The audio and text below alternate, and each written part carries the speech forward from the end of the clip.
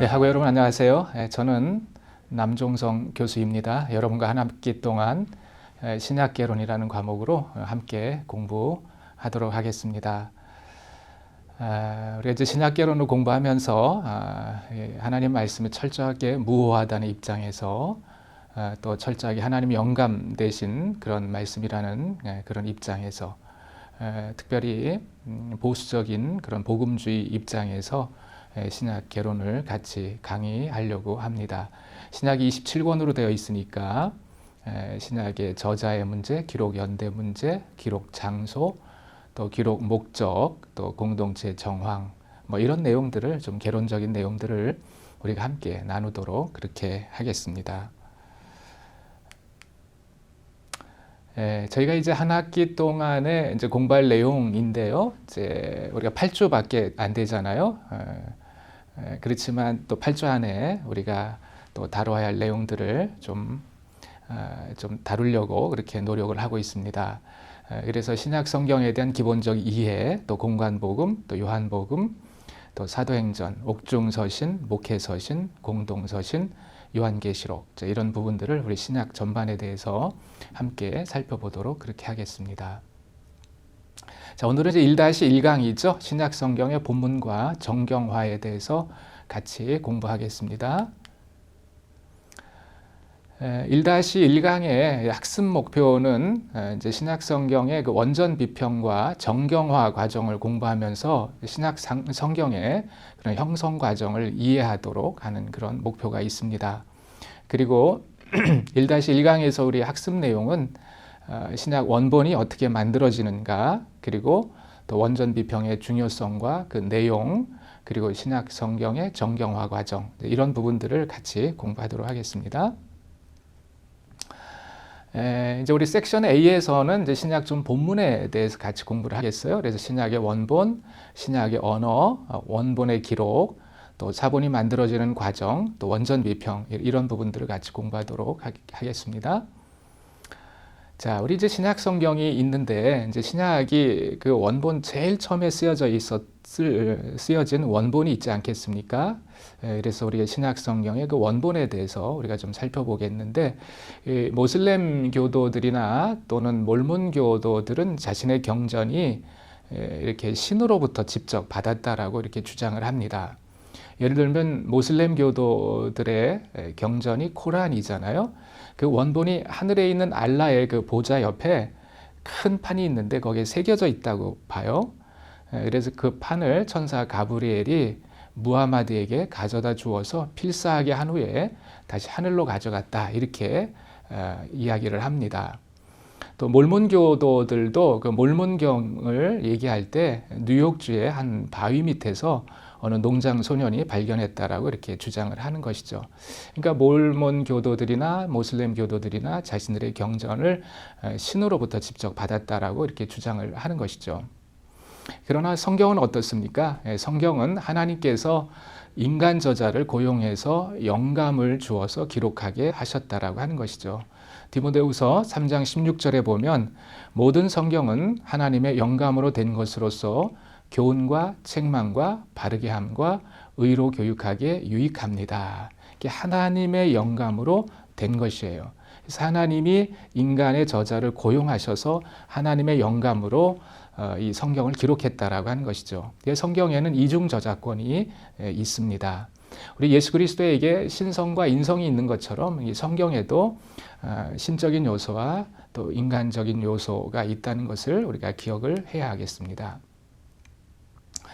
자, 이제 우리가 신약이 쓰여졌을 때에 이제 신약의 언어는 어떤 것이었는가, 이걸 좀 살펴봐야 되겠죠. 예수님 당시에 1세기에 그 팔레스틴에서는 주로 아람어라든지 또 히브리어, 헬라어가 이렇게 사용되고 있었습니다.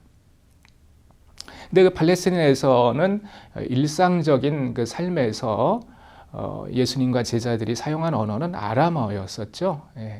그리고 그 당시에 세계 공용어는 헬라어였었습니다.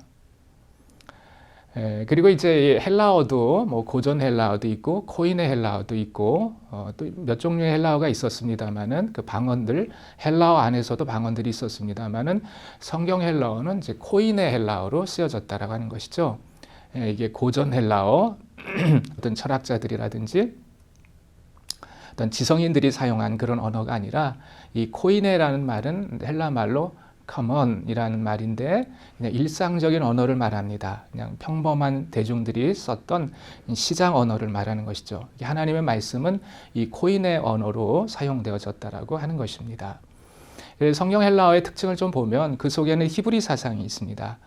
아무래도 그러겠죠. 우리가 팔레스틴에서 일어났던 일들을 주로 기록하고 또 유대적인 그런 사상들, 또 유대적인 배경을 가진 저자들이 많이 기록을 했기 때문에 히브리 사상이 있습니다. 그리고 70인역의 영향을 받았습니다. 70인역이라고 하는 것은 구약 성경이 히브리어와 이제 약간의 아람어로 쓰여져 있는데 그거를 헬라어로 번역하는 것을 우리는 70인역이라고 하죠.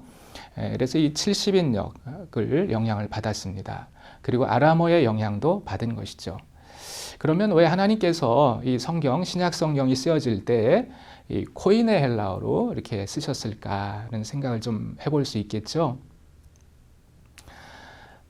좀 고급스러운 고전 헬라어로 철학자들이라든지 지성인들이 쓰는 그런 헬라어를 하지 않고 그냥 일반 시장 언어로 했을까, 그렇게 쓰셨을까 한번 생각을 해보게 되어집니다.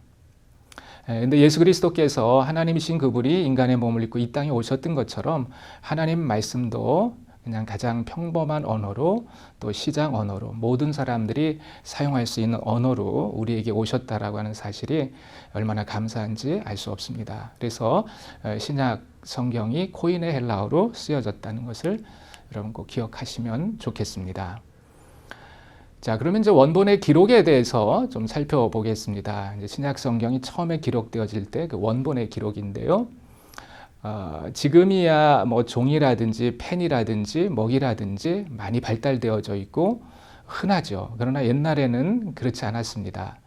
종이 같은 것도 이제 파피루스라고 하는 이제 거기에 썼는데 이 갈대나무 속에 이게 섬유질 있잖아요. 그걸 좀 길게 찢어서 몇 단계 공정을 거쳐 가지고 종이를 만들었습니다.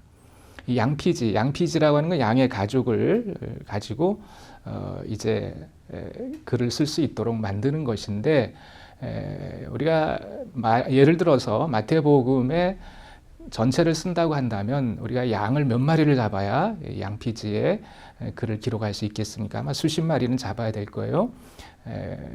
비싸기도 하고 또 공정이 복잡하기도 하죠. 그러나 파피루스는 수월하기도 하고 값도 싸고 해서 고대에는 이제 종이로 많이 사용을 했다라고 하는 것입니다.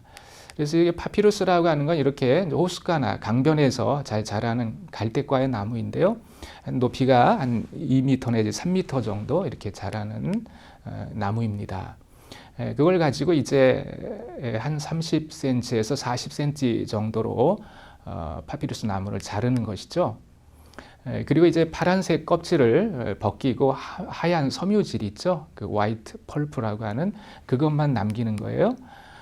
그리고 이제 길게 자른 갈대 속 섬유를 물 속에 한 3일 정도, 최소한 3일 정도 담가두면 이제 부드럽게 되는 것이죠. 이때 색깔이 그림에 나오는 것처럼 크림색으로 변합니다. 그리고서는 이제 이것을 이제 두 개의 층으로 가로와 세로로 겹쳐 놓습니다. 그리고 한 3일 정도 압력기로 이렇게 눌러 놓으면 이제 두 개의 층이 서로 밀착하고서 이제 수분이 다 빠지는 것이죠. 그래서 완성된 파피루스의 종이가 이렇습니다. 그래서 신약의 원본이 쓰여진 종이가 바로 이런 파피루스에 쓰여졌습니다. 네, 수고하셨습니다. 또 우리 이제 2차 시에서 보도록 하겠습니다. 감사합니다.